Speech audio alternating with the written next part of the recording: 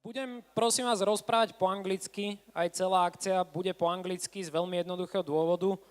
A to, že je extrémne dôležité prezentovať sa na medzinárodnom trhu. A pre študentov, pre absolventov letnej školy je toto prvá verejná prezentácia, ktorá pôjde na YouTube. Čiže keď niečo pokazia, už sa to v živote nezbavia a bude to na veky online. Takže bude to po anglicky a aby sa tým mohli chváliť vo svete. So now I'm going to switch to English. Hi, my name is Michal Ferko. I'm the main organizer of this event of Summer Game Dev, and welcome to the closing ceremony. Here's today's schedule. It's off by 15 minutes, so don't worry. We will start with a short intro, then the game presentations in this order. There will be a maximum of 15 minutes for each game. I'm hoping that they finish sooner. Then we will have an hour to play the games. That's the most important part, because games that are not played are usually, well, just for the author.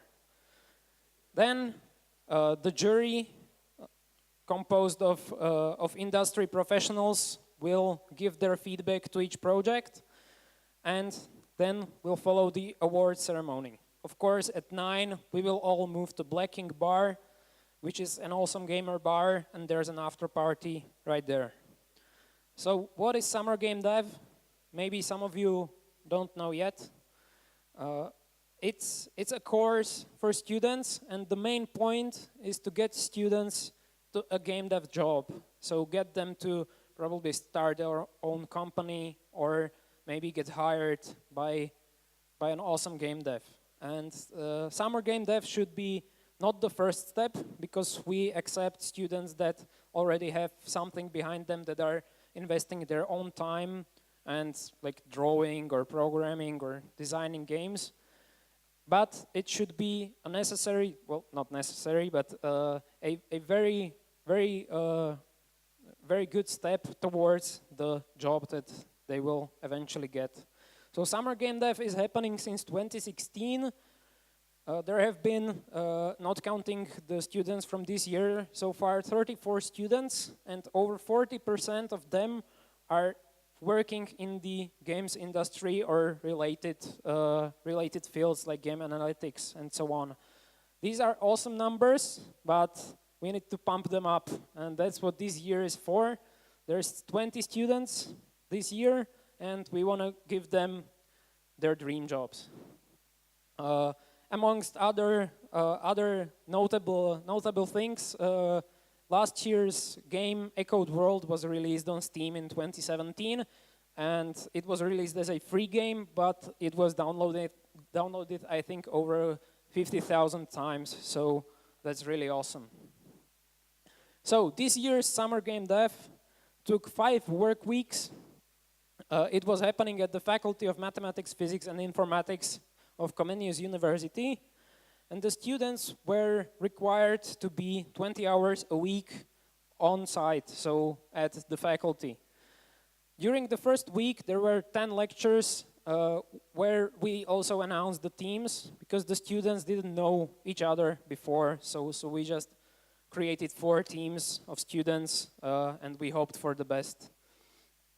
During the following 4 weeks, they had daily stand-ups, so kind of agile development. They had weekly progress reports in front of their team mentors, and of course the mentors were present or were mentoring at least twice a week for the following weeks. So this is how the space looks. This is how it looks full of students doing games. We also had pancakes, so there was some refreshments. We also had a tap, so they could pour a soft drink, which are all awesome things that the students could enjoy. So the students, they sent their portfolios, and 25 students signed up. But we selected only 20 of them because some didn't send a portfolio, or just were not ready and needed more individual work. We selected 20 of them. There were 7 artists, 12 programmers, and 1 game designer. So the students, we assembled these 20 people into 4 teams, making sure that each team had an artist, had a programmer, and also we took into account some soft skills like experience with teamwork and so on. We also chose team leaders, and those had a very hard job, and I hope that they succeeded. Because as they say, if the team fails, it's the leader's fault, but if the team succeeds, it's everyone's fault. So. Okay, so what was the goal? The goal was to finish the vertical slice of your game. I'm going to explain shortly what a vertical slice is, and provide at least 10 minutes of gameplay, and of course no game-breaking bugs. So not like, yeah, there's 10 minutes of gameplay unless you press this key and then it all crashes and the computer starts to burn or whatever. So this is a vertical slice. If you imagine the whole finished game, there's some mechanics, there's some graphics, UI, code, animations, sound, and so on. And a vertical slice is supposed to be a small part of each of these categories, but finished so that it could be released in a so that it could be released to the public as the finished product. So there could be 1 level, 1 character that is like really polished. The theme was special power with a sub-theme of minimalism. The sub-theme was very swiftly forgotten, and everybody was going to like think of super complex stuff that they had no chance of finishing in 5 weeks' time. Actually, we had a whiteboard, and somebody wiped the minimalism from the theme and wrote maximalism, which was that was the theme that the most teams were going for. But the mentors helped them to focus really hard. This event was free. There was free entry for the students, free accommodation, free mentoring, free refreshments, and free and amazing office space at the Faculty of Mathematics, Physics, and Informatics. This all is only thanks to a handful of people that helped however they could, and I'm just gonna sum up some of these partners. So prepare your hands, and we're gonna clap a lot. So I'm here from EOF Studios. We are the organizers of the event. There's also my colleague Marek. I'm gonna skip right to the first main partner, which is the Faculty of Mathematics, Physics, and Informatics, Comenius University, that provided the space, and the space was amazing. It wasn't too hot. There was lots of space, lots of air. So please, a huge applause for the faculty.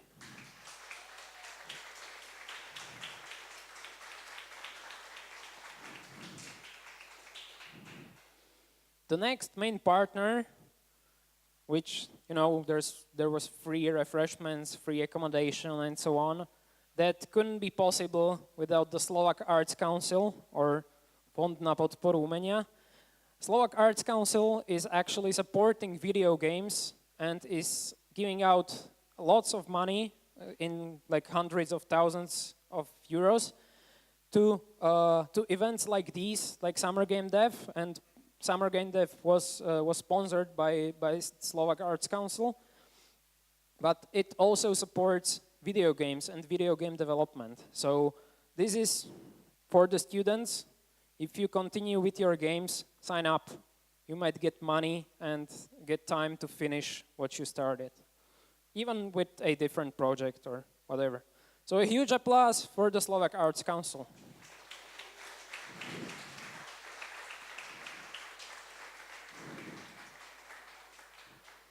Next up, the mentoring partners.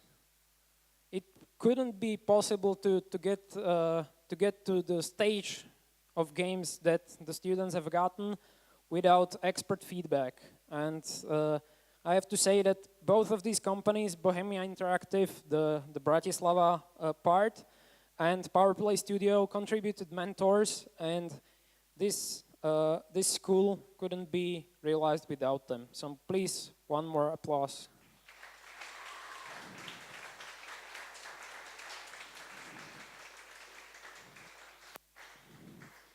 I would like to thank specifically to the mentors. There were team mentors from Bohemia Interactive and PowerPlay Stoodio, also additional art mentoring by Tanya Zacharovska. So please, one huge applause for all of these people.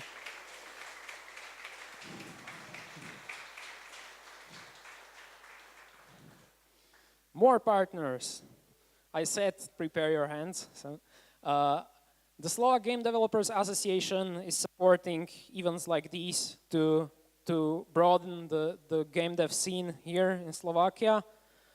Also, Sector provided one of the main prizes for the jury award. I will talk about that shortly. And there's also some further stuff from the game developers session. So one more applause for these partners, please.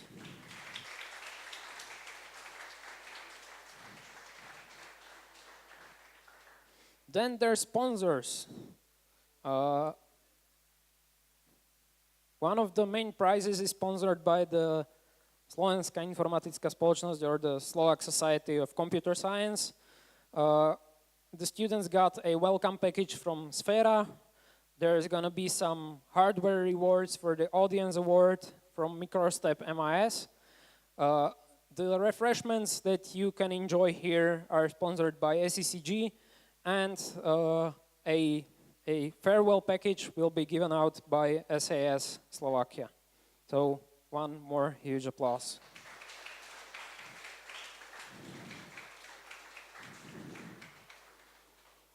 Now, I don't do this event alone, and one person deserves a separate applause, and that is Marek, who helped me throughout the event.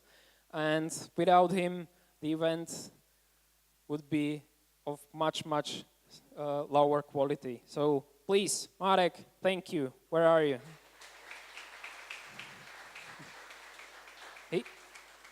He's probably helping organize right now. So also thanks to Stano, who is making the YouTube videos, who is taking the photos, and so on. Thanks to Katka, who helped with refreshments and today the closing ceremony. Also thanks to Impact Hub, which provided this space at a very awesome price, almost zero. Thank you.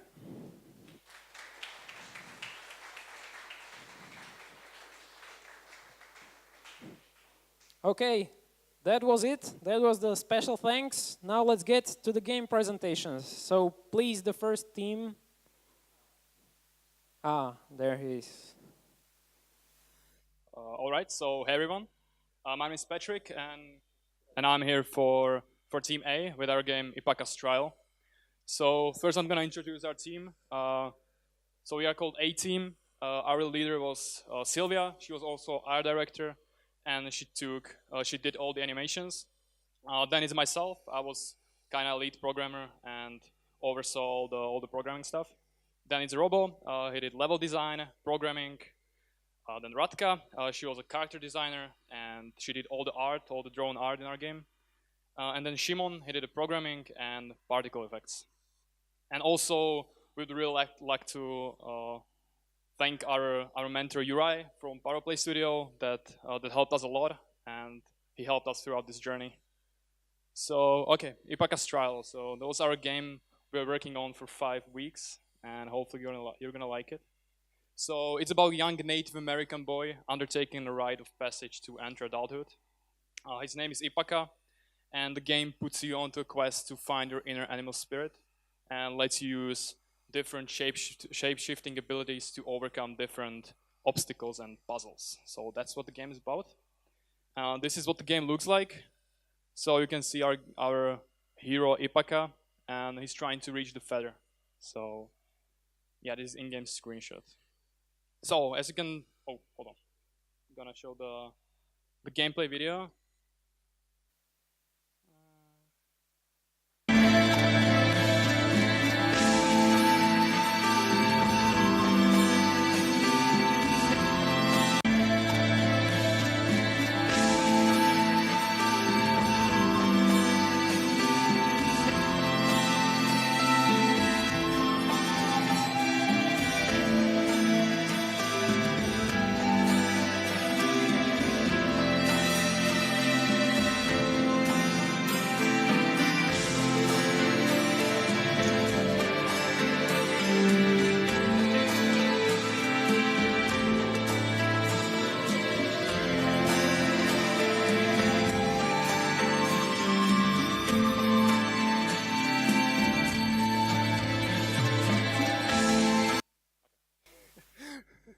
So where is it? Okay. So as you can saw from the gameplay video, it's a 2D puzzle platformer that's aimed for PC right now.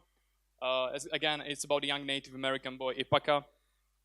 In the beginning, he meets the old god Manitou that lost his animal spirits, and he entrusts Ipaka to help him recover them. And the whole game is about finding parts of animals, for example, horns, feathers, etc., as you can saw in the screenshot and also in the video, and claiming these animals as totems. That gives player the ability to change a hero into other forms, for example, buffalo. Here you can see, currently in our demo, we got implemented Buffalo and Ipaka himself. From the beginning, we were trying to create, for example, like 5 or 7 animals you can use. They would have fundamental abilities kind of restricted. So Ipaka can run and jump. Then the buffalo you can see in the demo can run, but he can't jump. He can push and destroy different things. Those are 2 we got implemented, and we were also thinking about eagle that would be able to fly by repeatedly jumping. And then, for example, beavers, so he could swim below some things and he would move really slowly and build, for example, boxes or different things to use as obstacles. So there's another UI elements from our game. This is an in-game menu UI. And yeah, so unique selling points from our game. The game is from Native American environment. Not many games are from this environment, and I think that's pretty unique. We offer multiple different approaches in gameplay based on animal that you feel most connected with. That means if you feel like a buffalo and you want to smash things, you can just go through cave and destroy everything. But if you like eagle, you can just fly over a cave, for example. Also in the final form, we would like to offer a level editor together with Steam Workshop, so players could create their custom levels and offer them to other players to use and to play. Also, we are thinking about multiplayer, so that each player would have an array of animals he can use to cooperate. So 2 players could use these animals to cooperate throughout the level, and it wouldn't be the story mode, but maybe those custom levels from Steam Workshop. Also, we are thinking about restricting number of animals you can use to allow replayability by dynamically generating levels by what animals you currently have equipped. So similar game to ours. The main one is Trine or Trine series. This game offers 3 characters you can use. It's Wizard, Thief, and Knight. Basically, it works just like our game. You can swap your player for one of these 3 forms and use their special abilities to overcome puzzles or different obstacles. Multiplayer is kind of weird because each player in the game can use all these characters. In our game, we try to give each player an array he can use, so those arrays don't overlap, and each player has a unique animals. And also we like to offer replayability, which Trine doesn't. So another game is Lost Vikings. It's a really old DOS game. It uses also 3 characters, Eric, Baylok, and Olaf. The kind of approach in this game is a little bit different. You can swap between these characters, but they still occupy their own world space. That means even if you swap between these characters, the character still keeps his place and he can be killed, for example. This is a really cool concept, but it doesn't allow for higher number of animals, because if we would have 5 or 7 animals, it would overwhelm the player and would be really hard to control. So that's why we try to use the kind of shape-shifting ability to allow for 5 or 7 animals. So our business model, we are thinking about selling the game for $9.99 on Steam with an available trial demo, and then add the value with selling $2 or $3 DLCs to add more animals or environments in the future, or yeah, content in general, and also use Steam Workshop implementation for custom levels that users can make and create and stuff. So yeah, thanks for your attention. Have a nice evening, and hopefully you're gonna try our game.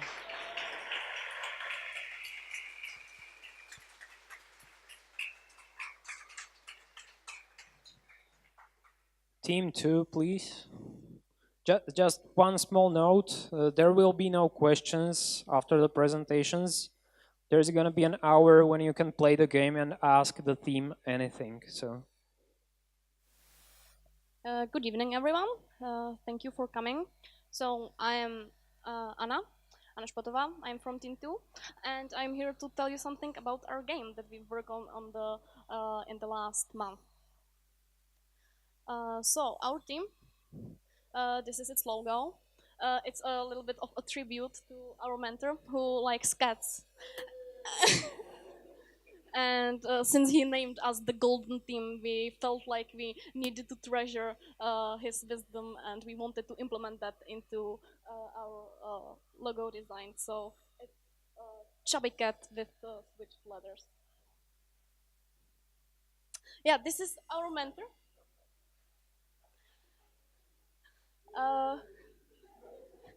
He's the lead game designer at Bohemian Interactive. He's working on Daisy, and he is our fearless leader who has helped us through many errors and trials.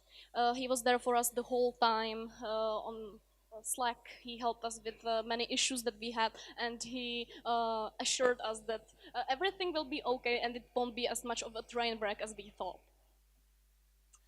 This is our assigned team leader who had every administration task on his back. He managed our Trello board, he managed everyone's tasks, he managed the day-to-day activities, and assured that everyone was kept on the task that we had to do. He also is doing game design and level design. Lenka is our programmer. She is making sure that everything that we make, that I produce, will come together nicely. She implemented the UI, she does level design, and she assures that every asset is where it's supposed to be. Steve is also a programmer. We have 3 programmers in our team, and he is responsible for everything nice and shiny in the game. And also the AI and mechanics implementation. Philip is more of a backend person, so he made sure that the menu was working, the save system was working, and things like that. And this is me. I am the art director, and since I am the only person that specializes in art in the team, I had to make sure that it would be possible to do in one person. The game we are talking about is Mictlan, Will of the Serpent. Oh, I'm sorry. This is probably much better. I'm sorry. Okay. Mictlan is the Aztec word for the underworld, which is very fitting because our main character is made from the bones of the fallen. And Will of the Serpent because this thing is the serpent. It maybe doesn't look like it, but the old Aztecs drew their god like this, and he's the one who has made it possible for our character to exist. The overview of the game. It's a very fast-paced platformer game, which is made for PC. It's made for mid-core to hardcore gamers because one of the main mechanics is time pressure. So it means that it's to get through the levels. It's very try and error, and it might be frustrating for people who are more of a casual players. The game is made for platformer fans, for people who specialize in speedrunning, and also for people who are seeking some challenges. Some of the mechanics that we have is blinking, fireball, exorcism, and time pressure. These three things are connected to the main theme, which is superpower. The game is made in pixel art because I knew that I didn't have much time to try new styles or to do some errors because there was just one person for the whole team. So I did what I thought would be best fitting as visuals for the game, and which I thought would be best for me to make everything on time. These are some of the few early ideas for the character. We wanted to know if some very cartoonish style would be good for our game, but we kept it somewhere in the middle at the end. There are some of the concepts for the clothes for our character. And not the whole game is pixel art. For example, this picture, which is taken from the intro, is made like a normal digital drawing because it saves a great amount of time. These are some of the animations and characters. This is our main character, and this is the design of an enemy. I've made over 20 animations for the game with 19 implements. The technical overview. I thank Philip for making this list for me because this is much of mystery to me. The important thing is that we do have AI with 2 behaviors, which is pretty nice. And let's get to the story. So I think that I already said some of the things, but the game is taken place in the old Aztec Empire. And this god, had his temple taken away, and he made us to take the temple back. The problem is that our time is limited.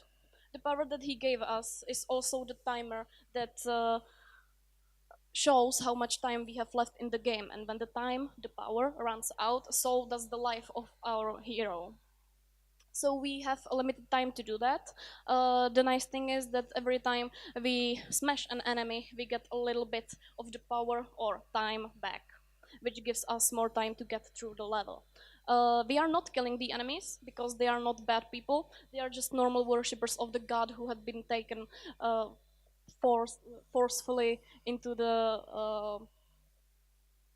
care of the dark villain. So we are just smashing them around a bit, lowering their health, and then removing the bad from them. So it's kind of a good ending for them. When all the enemies are freed, the gate to the next level opens and you can proceed to the next level. I'll show the gameplay video.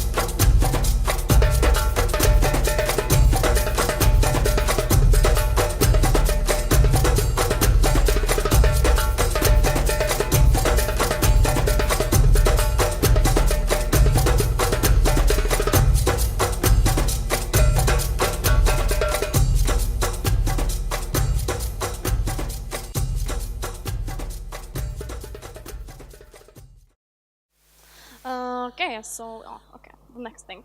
The plans for the future, because we have spent a month on this game. A month, 5 people on one game. It was as little time as I thought it would be. It's not really possible to do the best game ever when you have just 4 weeks to do it, but I think that we did pretty well, and we grew quite fond of the game, and we would like to do quite a lot of stuff if we continue developing it. So the first thing that we want to is more diverse levels, because I think that adding more assets, more backgrounds, more diverse levels that we will go through will add to the game a lot. Various enemies with various attacks, various designs could do a lot too. We would like to add new skills, which we would unlock, advanced traps, which would give you trouble while going through the levels, and also a boss fight at the end with the evil god.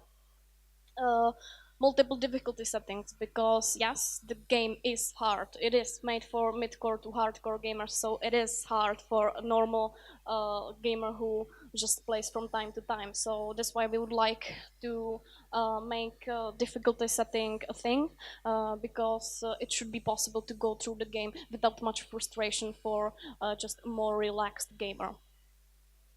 And also achievements, which add a lot of feeling of accomplishment. The business plan.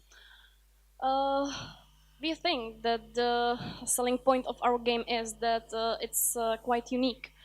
We think that the time pressure that is added there is quite a big thing, because usually when you have a time pressure in game, it's just for quick time events, for choosing what type of answer you would like to give in a conversation, or when you are doing some mini game, but the time pressure is there all the time. It's just pushing you forward, and you can't make many mistakes.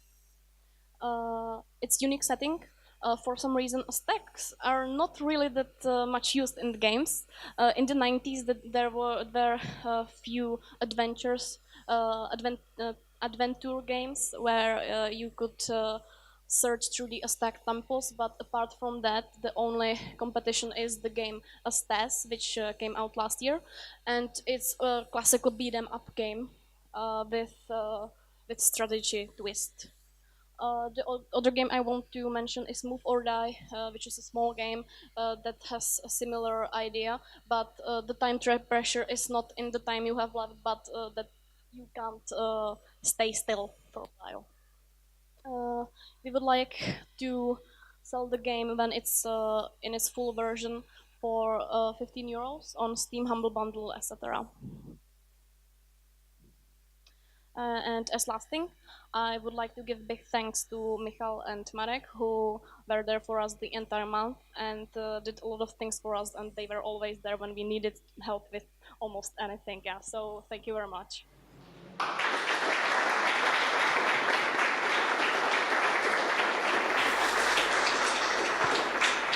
And yeah, thank you for listening. Hello everyone, my name is Maciej and I'm presenting for the team Stoodio. Our game is called Professor's Hidden Dimension, and I will start with a video about the game. There was a professor of physics called Cubejack. He was working on a classified project when he met a gifted student, Jade. He offered her to work with him. She took the opportunity, and as the time passed, they've become friends. They were really close to a breakthrough discovery when it happened. Jade came to the professor's laboratory only to find him gone. The only things she found were a gun, diary, and a crack in the very fabric of time.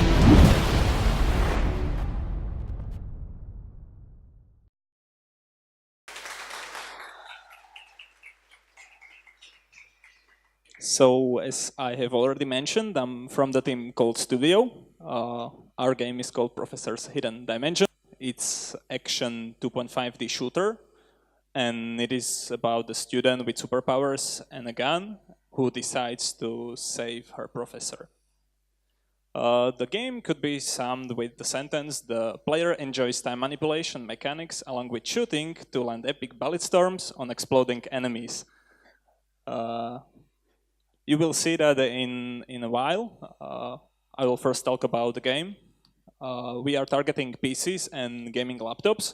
Our audience consists mainly of males, but also the females with the age less than 40 years. Core mechanics of our game are, of course, superpowers. That was the theme of the summer game dev. We have two. One is called Time Warp. This one allows the player to slow down passage of time, except for the player. And this superpower can be used to escape from messy situations or to carefully navigate through dangerous sections of the level. The other superpower is called Blink. This superpower allows player to instantly teleport to a short distance, and it can be used to dodge enemies or to gain new angle to attack enemies from. We also have shooting and running as it's shooter, and you should probably have these two abilities as a player. We'll continue with the video.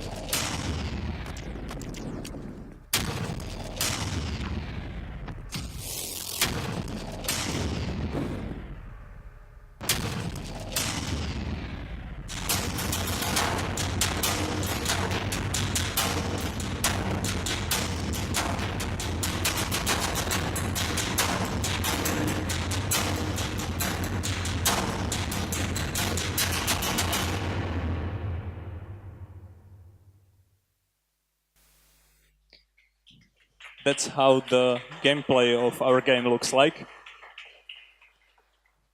Let's get to the business side of things. Our unique selling points, we found three. One is the ability to kill multiple enemies using one single bullet. That's what many of players find very funny and encourages them to continue through the level. The other unique selling point is that you can manipulate time in various ways. You can use it to as I have already mentioned, to dodge enemies or to proceed through the level in interesting ways. We also considered that if we manage to get the game on Steam and finish it with the story, players and fans will be able to decide on the development of the story. So they have this kind of high interaction with the game. Our competition, we found two games. One is called Shoot Many Robots, and it's very similar to our game. However, it is multiplayer, and it is worse than our game, of course. We have better controls because we are using keyboard and mouse, and Shoot Many Robots works with gamepad, and many players find that difficult to handle. I don't know why. And we have easier to kill enemies, so it's more fun to play. The other competition game is called the Showdown Effect, but this game is multiplayer and there are servers for it. Our game is, however, single player, so you can play it alone. Our business model is we are planning to sell the game on Steam and itch.io for €2.99. And if we manage to get episodic content going, it will be $2.99 for each episode. We are also planning to promote the game by using YouTubers and streamers. And the last thing I would like to talk about is our team. Martin is a programmer. Martina is our director. Josef is also an artist. Chris is a programmer. And Jakub is a mentor. He's from Bohemia Interactive. And me, I am a leader and director of the game. I would like you to give them big applause for what they did.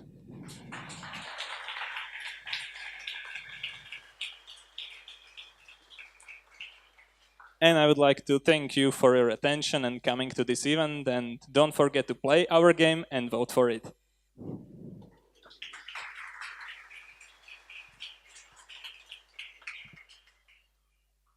Team 4, please.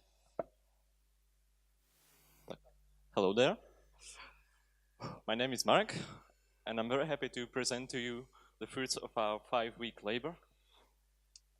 So, who's us? We're a bunch of unique and like-minded individuals. All of us are light-hearted people who like Norse mythology and Vikings. So we decided to make a game where these two concepts overlap.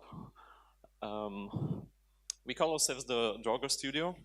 Draugar is the word from Norse mythology for the Viking undead. So I'll start by introducing our team. On the top you can see Martin, our illustrious leader, who's managed our team, our scrum tasks and all that. And also did half of the programming. The other half programming was done by Marek, yours truly, along with a bit of game design. And Ivan created our soundtrack and handled all of the audio in our game, as well as the level design and level building. Next, the female artistic part of our team, Misha, handled all of the static objects in our game, such as environments and backgrounds, and also drew the introductory comic for our game. And Tanya, on the right, handled all of the mobile dynamic objects, such as characters and animations. Very well. And last but not least, our team mentor, Petr Gonda, a game designer at Bohemia Interactive. He gave us a lot of very useful feedback and did his best to point us in the right direction. So big thanks to you, Petr.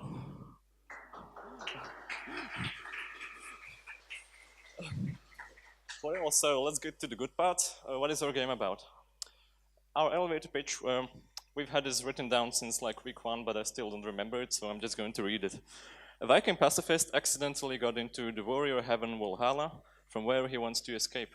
His story will be told through an introductory comic and further expanded via posters with references to pop culture and Norse mythology. His weapons are love, peace, and unshakable belief in brighter tomorrows. He pacifies his adversaries with his strong, manly embrace in a traditional 2D platformer setting.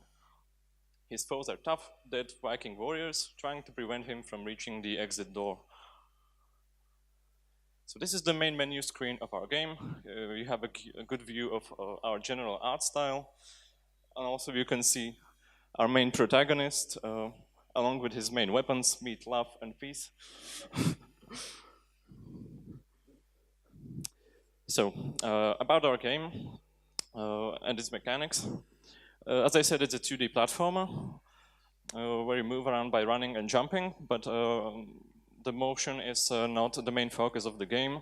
The player does not encounter any environmental hazards or timed precision jumps or anything like that. Our main focus is the pseudo combat system based on pacifism. So you defeat your enemies by hugging them. First you need to initiate a hug, which is a sort of timed attack. The enemy can interrupt you by hitting you in time.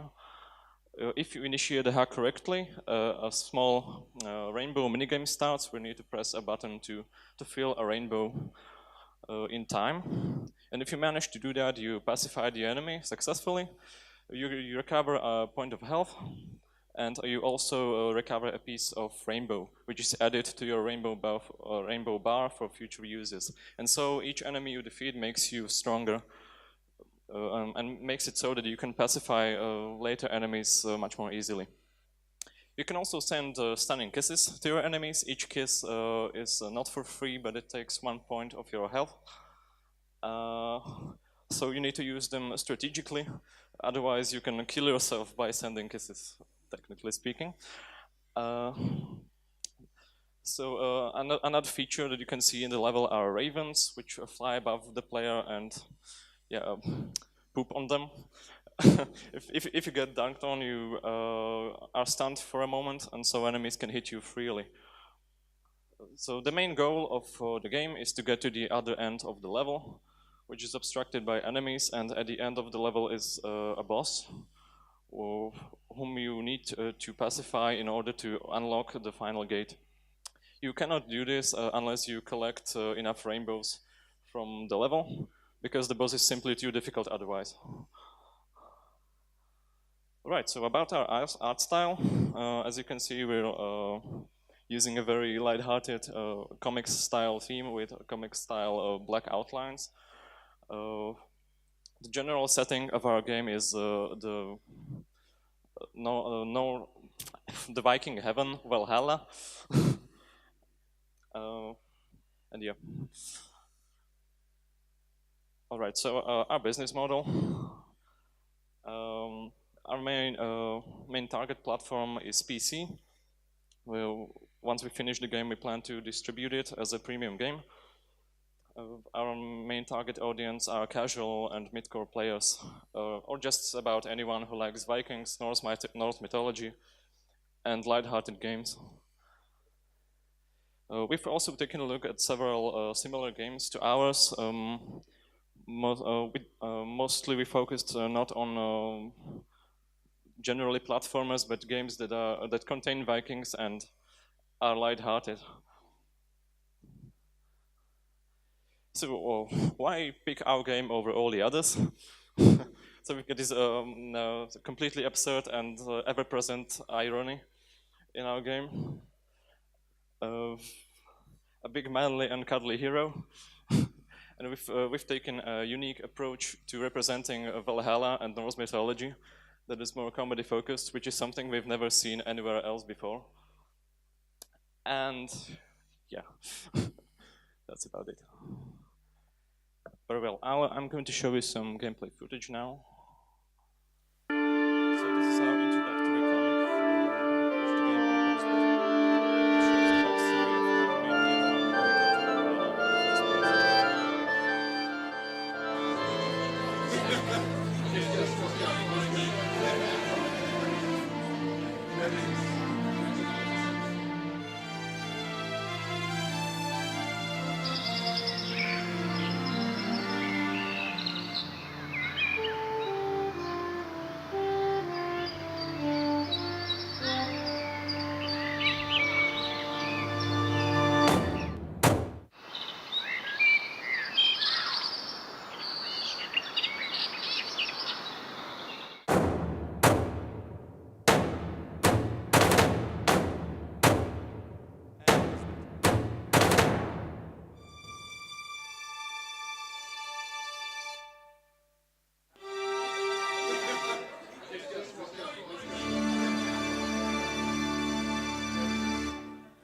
And that is how our protagonist accidentally got into the warrior heaven, Valhalla. Now he's doing his best to escape. I'm going to show you some actual gameplay footage now. Right, so this is the tutorial stage of our game, where you learn to move around, jump, and hug enemies, and send kisses.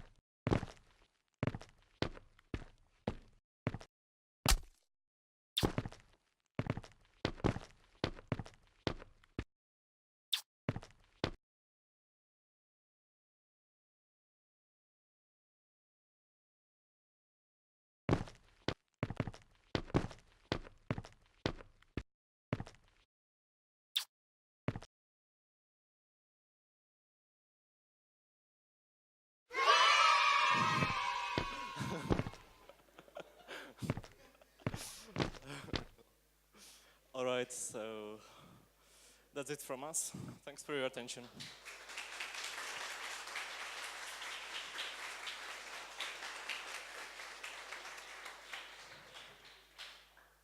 Those were the games. As you might have noticed, all of these games are actually platformers. It was not part of like our intention, but all the teams decided to do platformers.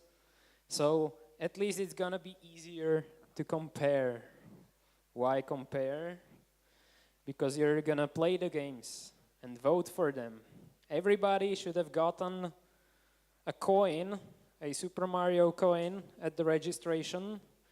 Of course, not the team mentors and not the team members themselves, also not the jury. But is there someone who still doesn't have a coin? Okay, yeah, there are a few people. So come here up front right after I stop talking, and I will give you a coin if you want to vote. There's those Super Mario cubes right over there. There's also a note next to each cube regarding to which game this cube belongs. So please, once you've played all the games, this is very important, play all the games, go vote. Go vote for the one that you think is the best, that you think is the most fun, and the students will get an award for that.